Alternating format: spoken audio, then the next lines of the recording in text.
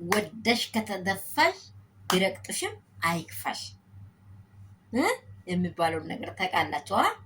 አንቺ አሁን እኔ አብርሃም ተንበርክኮ ተቀበለኝ አንላቀቅም ሙልቃቃዬ አትላቀቅም። ሳምንት ብዬሻለሁ እኮ ሳምንት እድሜ ሰጥቻለሁ ለአብርሃም ሳምንት እድሜ።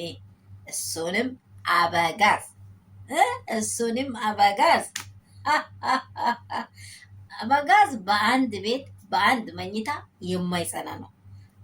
አውቀሽበት አይምሮሽን አሳምነሽ ግቢ። እቺን በደንብ ቆርቁረሽ ማለት ነው።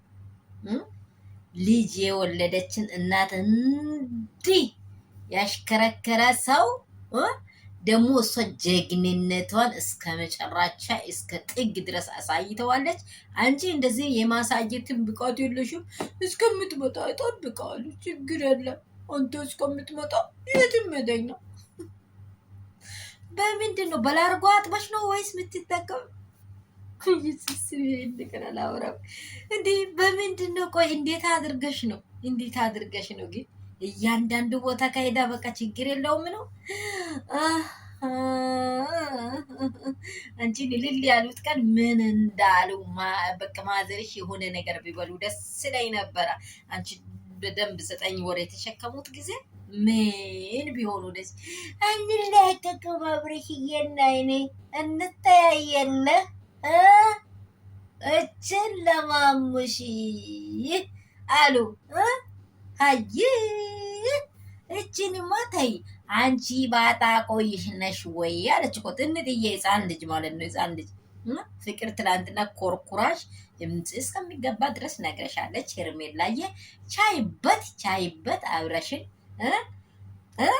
ምን ልበልሽ።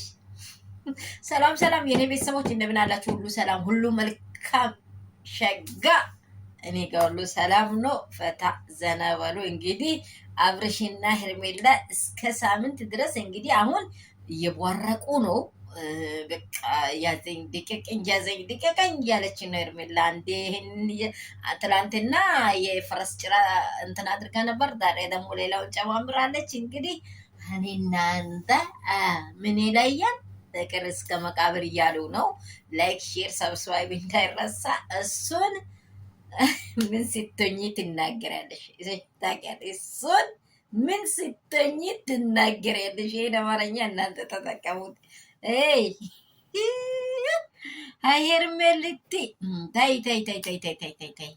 እንቁላል የሆነች ምርጥ እንቁ ማንንም ቤት ብሰጣት መኪና ብሰጣት ማይደንቃት ጅንን ያለች ልጄን ላሳድግ የምትል እምብርቷን አይተሻላ? ኡፋይ ሩታዬማ ወድሻለሁ።